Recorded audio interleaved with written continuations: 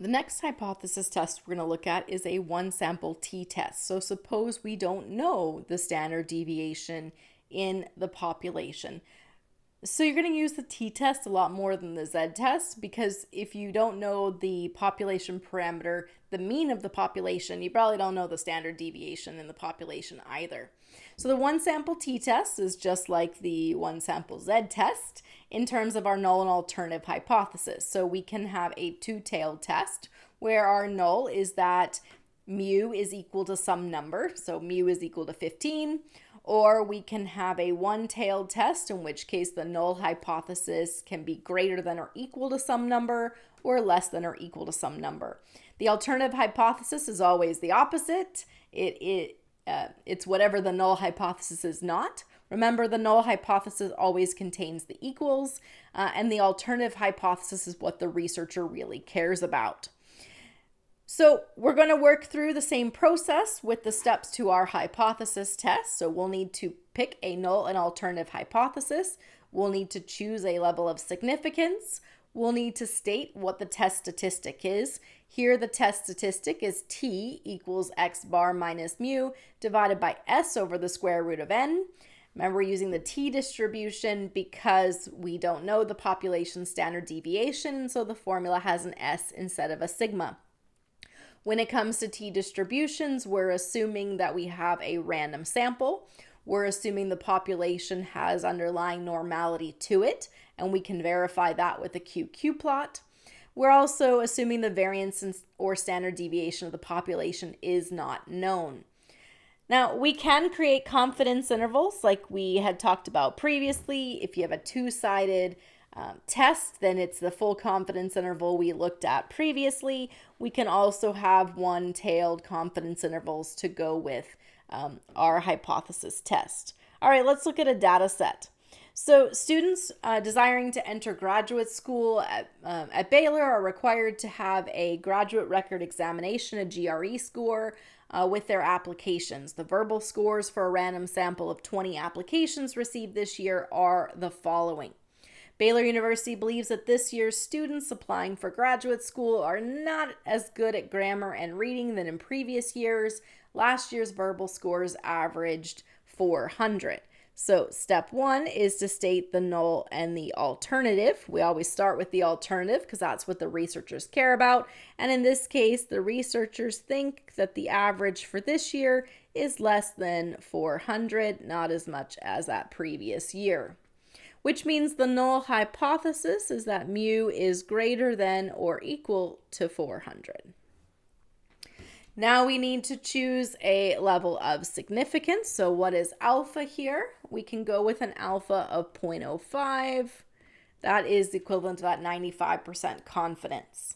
The next thing we do is state the test statistic. This is a one sample t-test.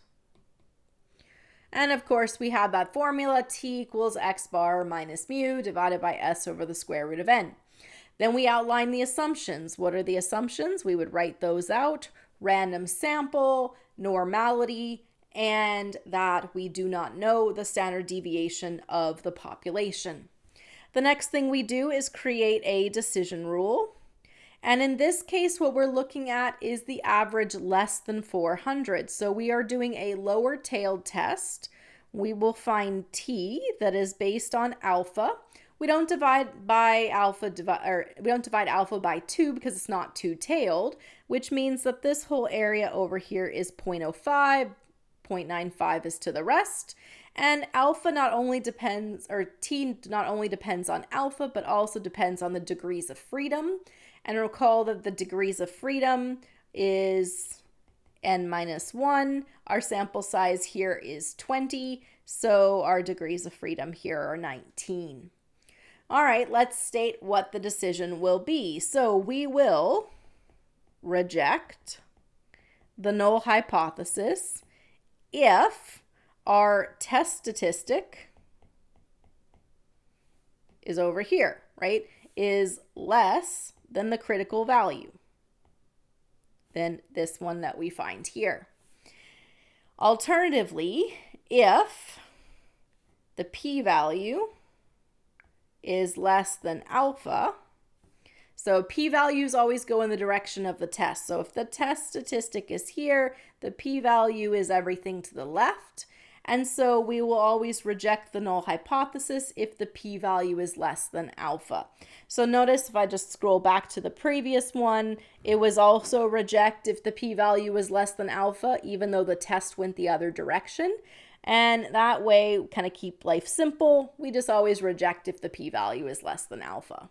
Okay, because oftentimes you won't be looking at what the test statistic and the critical value are. You're simply going to have your statistical program tell you the p-value, and then you will compare that to alpha.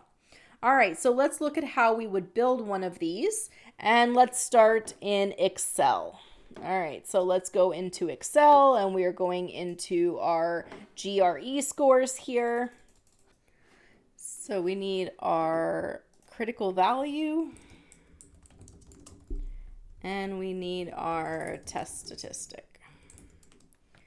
So the critical value, we are using the t-distribution, and we want to find the t from the probability. So we need to do t dot inverse. Okay.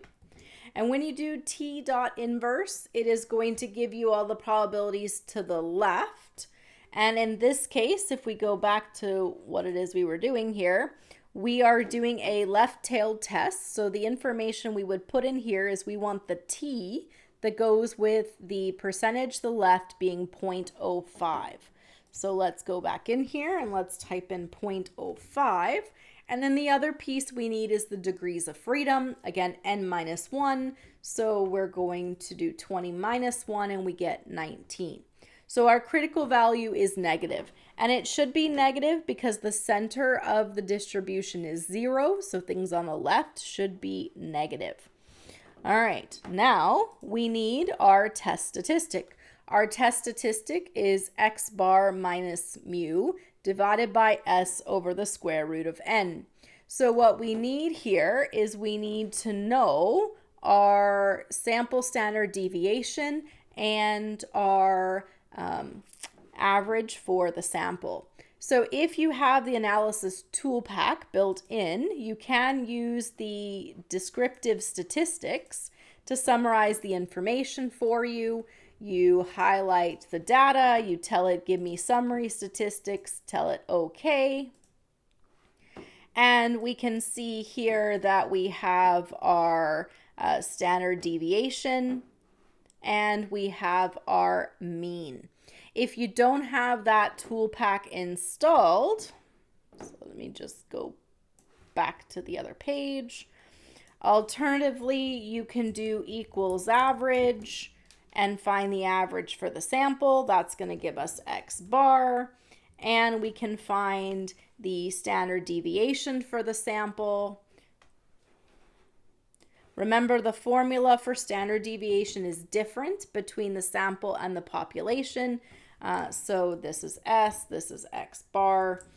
So we want to make sure we're using the correct formula. The difference is whether you're dividing by n or whether you're dividing by n minus 1. So if we have our, might have been on the wrong, let's try this again.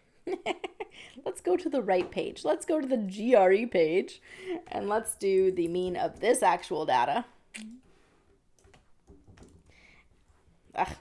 Average of this data, that's x bar, makes more sense.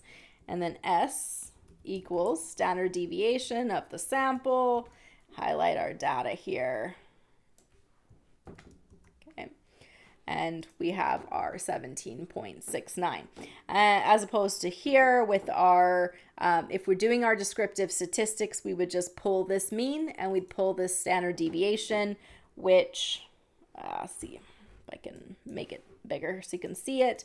You get the same numbers there, right? So we can pull it from those descriptive ones, or we can pull it from doing the calculation ourselves. So if you wanted to do descriptive, it's the data analysis tool pack, which you can install on the Mac one by going to the tools menu bar and doing Excel add-ons. If you are on the Windows side, go to the very left tab. There's one more tab to the left of Home, and go to Options, and then you'll find the add-ons there. All right, so you have come up with the mean and standard deviation, either using descriptive statistics here or by calculating them yourself, which means then our test statistic is going to be our x bar minus what we think mu is divided by s over the square root of n.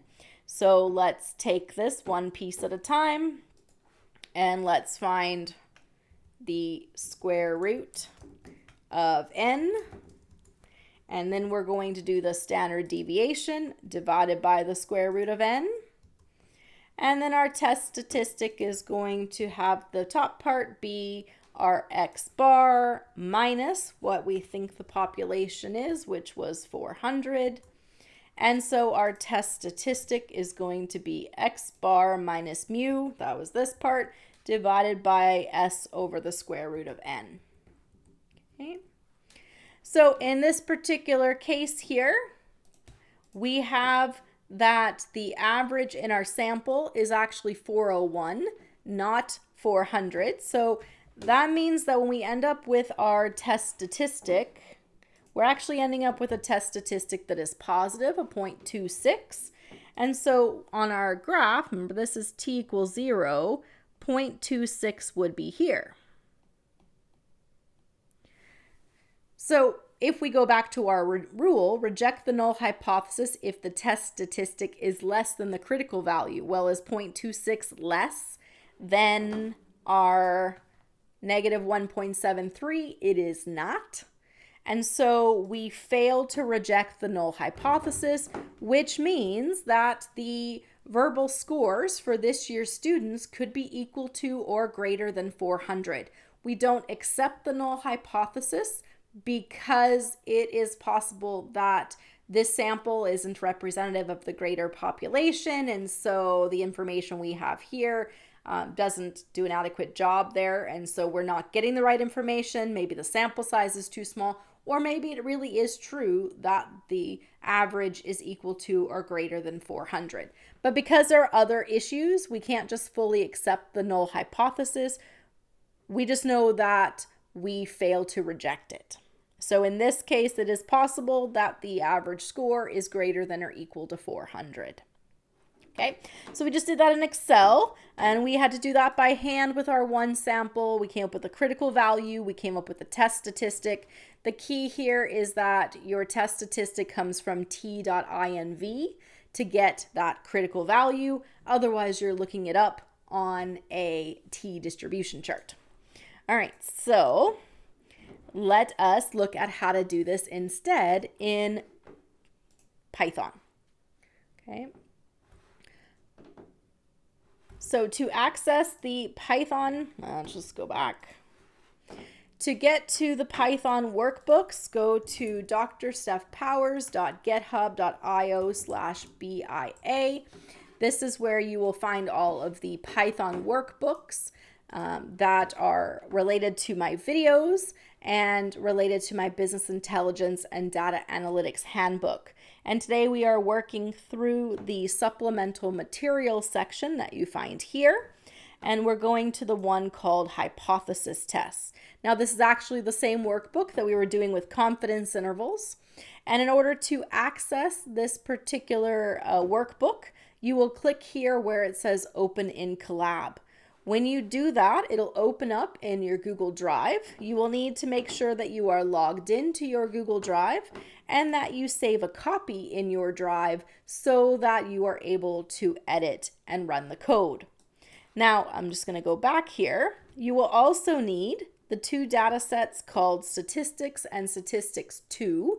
So if you click on those and you click on this button right here, it will download those files, drag and drop them from your downloads folder into your Google Drive. And then the next step will be is we will link our Python workbooks to where in our own Google Drives we have put this data. Okay, so download stats and stats 2 and throw it into your Google Drive. All right, so I am inside of my workbook. I am logged in, and I have saved a copy to my drive. The next step in the process is going to be to link our drive with the workbook with our drive so that we can find our files and load them into Python. So import pandas as PD, import numpy as NP. These are packages. The first one allows us to do this importing and reading of Excel files. The second one is used to help us manipulate our data. So we first import these packages. The next thing we do is we are going to link our workbook to our own personal drive. So from google.colab, import drive. It is, if you haven't done this already, a screen will pop up and ask you which Google Drive you want it to link to. Maybe you have multiple Google accounts. And then ask you if it gets permission. You hit continue a couple times to ultimately give it access. You are not giving anyone else access to any of your stuff. All it's doing is taking your workbook that's in your Google Drive already and linking it to the rest of your Google Drive so that you can import these Excel files. So we already did this confidence interval section, so I'm just going to go down here to hypothesis tests. And we are dealing with the one sample t-test. We are going to import the statistics.xlsx file. We're actually using the sheet name GRE. This is our tab within the Excel file. So we've been looking at these GRE scores. You can see this is the GRE tab. So all we're doing is saying, okay, my data set is located on that sheet, and I'm going to call that data sheet X, or I'm going to call that data set X4. Now, when you do this, you're telling it where to go find your stats.xls file. For me, it is in a folder called BIBA Handbook inside of my drive, and then inside a folder inside of that called Appendix. If you are putting your information directly into your Google Drive and not in a folder, you would just remove this section here and just have my drive/statistics. If you have a folder with a different name, replace this piece here with your folder or subsets of folders as you dig down to your file. So we load the file in, and always whenever we load our file, we always want to look at it to make sure it is what we expected, that it loaded in okay. So we use the command head. We're applying it to our data set we named X4, and the command head shows us the first 5 rows of the data. So we can see it has our GRE scores and a participant number. We are going to do a one sample t-test, and that comes from a package called skippy.stats. So we need to import that package. From skippy.stats, import t-test_1samp. Okay. So when we do that import, that allows us then to run that one sample t-test. To run the one sample t-test, we call that test t-test_1samp. And then we specify what column in our data set contains the data we want to do it to. So we have our data set X4, and the column is GRE score. Then we need the population mean that we are comparing it to. So in our null and alternative hypotheses, we were looking at an alternative of less than 400. So in our Google Python code, population mean equals 400. And then we have to specify whether we have a, just get it to show up here. Come on, show me the code. When you do an alternative, you can have one-sided tests, two-sided tests. The default, if you remove this whole alternative equals, is a two-sided test. If you're doing a one-sided test, you have to specify alternative equals and then specify which direction. So greater or less. And in this case, we want the left side, so we are going to do less. I get a test statistic of 0.26. We have seen that number before. And we get a p-value of 0.6. Now remember, our rule was we would reject the null hypothesis if the p-value was less than alpha. Well, p-value is 0.6, alpha is 0.05, the p-value is not less than alpha. So we fail to reject the null hypothesis. So when we're doing our tests, we can simply look at this p-value. The p-value is at less than alpha. And as we mentioned a moment ago, whether you're doing a left-tailed test or right-tailed test, you can still always look, is your p-value less than alpha? The only difference is that if you are doing a two-tailed test, then we need to compare that p-value to alpha divided by 2. Okay. So otherwise, we are always looking for is p-value less than alpha. Here it is not, and so we fail to reject. So you can see in this Python code, we really just needed one line of code once we imported the tool and once we imported our data. So the benefit of doing this in Python is that you can do it much quicker and not have to do all these extra steps that we had to do when we did it in Excel.